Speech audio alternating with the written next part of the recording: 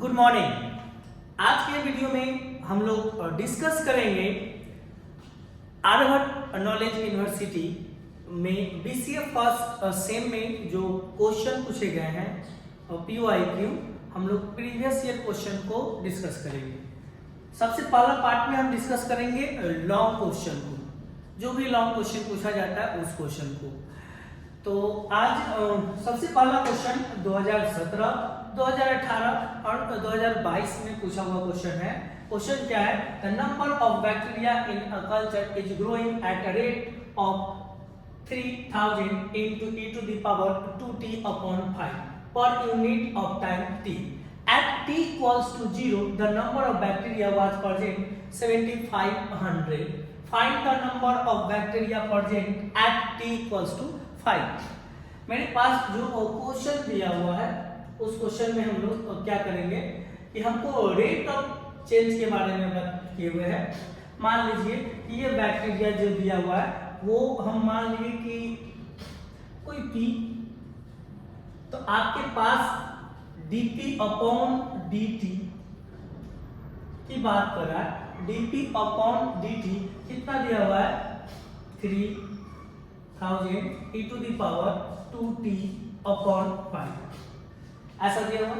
हम सेपरेशन करते हैं, P वाले टर्म अलग, T वाले टर्म अलग। मेरे पास क्या आ जाएगा? dP equals to 3000 e to the power 2t upon 5। ये मेरे पास रिजल्ट आ गया और ये dt यहाँ पे आ गया। बोथ साइड हम इंटीग्रेट करते हैं। जब हम इंटीग्रेशन किए तो ये मेरे पास dP आ गया, integration 3000 e to the power 2t upon 5 dt। इसका सॉल्यूशन मेरे पास क्या आ जाएगा? 3000 कांस्टेंट है, बाहर आ गया और e to the power 2t upon 5 और इसका इंटीग्रेशन 2t 5 अपॉन 5। t का कोफिशिएंट कितना है? 2/5, तो डिनोमिनेटर में 2/5 मेरे पास आ गया, प्लस में c, इसका क्या आ गया? ये p आ गया।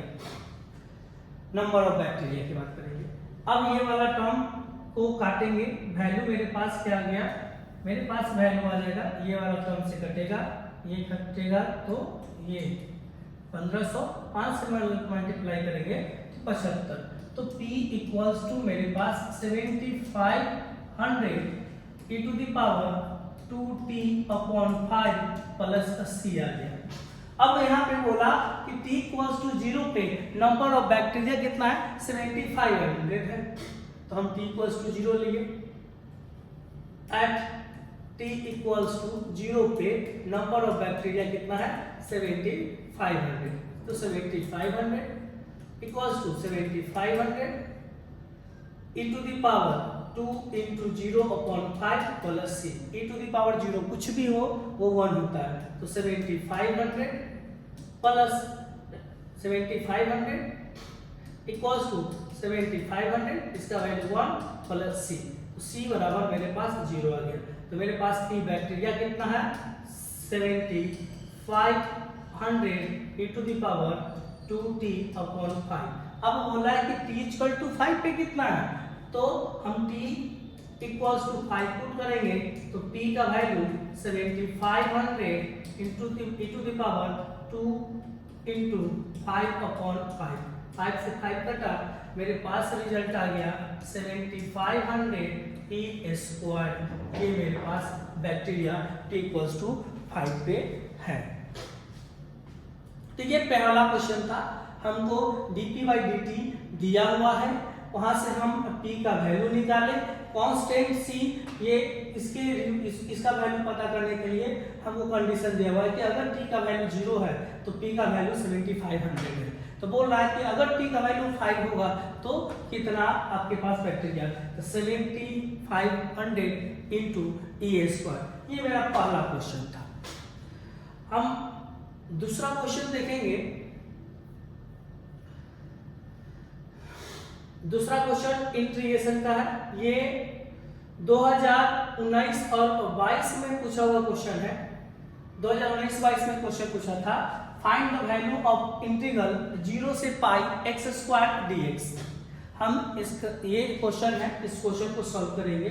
x स्क्वायर 5x है, तो सबसे पहले हम इसका इंडिफिनिट इंटीग्रेशन का वैल्यू निकाल लेते हैं। मेरे पास क्या दिया हुआ है, 0 से पाई x स्क्वायर cos x, ये हमको दिया हुआ है। u इंटू वी का रूल सबको मालूम है। यहाँ से आइलेट से पता चला है क्या कि आपके पास जो फंक्शन है, हम आइलेट का यूज करेंगे, ILATE। यहाँ से पता चलेगा ये फंक्शन जो है, ये फंक्शन अलजेब्रिक फंक्शन है और ये फंक्शन ट्रिग्नोमेट्री है। तो पहले कौन आ रहा है, अलजेब्रिक आ रहा है, इसीलिए हम u बराबर x स्क्वायर लेके चलेंगे। क्या लेंगे, u बराबर x स्क्वायर। फॉर्मूला क्या होता है, इंटीग्रेशन u v dx बराबर होता है u integration of v dx minus integration du upon dx into integration v dx और इसका dx। अब वैल्यू को पुट करेंगे, u मेरा कितना है, x square integration cos x dx minus integration x square का differentiation into integration cos x dx और इसका इंटीग्रेशन। मेरे पास आ गया x स्क्वायर cos x का इंटीग्रेशन क्या होता है, sin x होता है, sin x माइनस इंटीग्रेशन इसका 2x into sin x dx, ये वैल्यू आ गई। फिर से यहाँ पे u इंटू भी लग रहा है, तो हम ये वाले फंक्शन को x square sin x minus 2 common कर लिए और ये आ गया integration x into sine x dx, ये रिजल्ट है। यहाँ से हम फिर से u इंटू भी लगा के चलेंगे,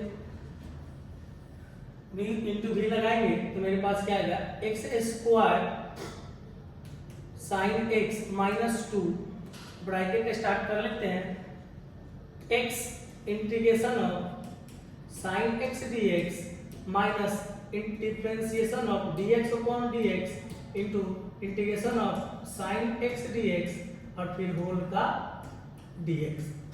मेरे पास रिजल्ट आएगा x square sine x minus 2 bracket x sine का integration minus cos x minus integration x का डिफरेंशिएशन 1, इसका minus cos x dx। Result आ गया x square sine x minus 2 bracket minus x cos x, ये आ गया plus cos x का integration क्या होता है, तो sin x। ये रिजल्ट आ गया x square sine x minus minus plus 2x cos x और माइनस 2 साइन x। अब ये तो डिफरेंट इंटीग्रेशन था, डिफरेंट इंटीग्रेशन हमको बनाना था, हमें इंडिफरेंट बनाना है। अब ये बनाने के बाद जो लिमिट है वो लिमिट को पुट कर दीजिए। लिमिट मेरा कितना है, पाई से 0, वैल्यू क्या होगा, x स्क्वायर मतलब pi square sine pi plus 2 pi cos pi minus 2 sine pi minus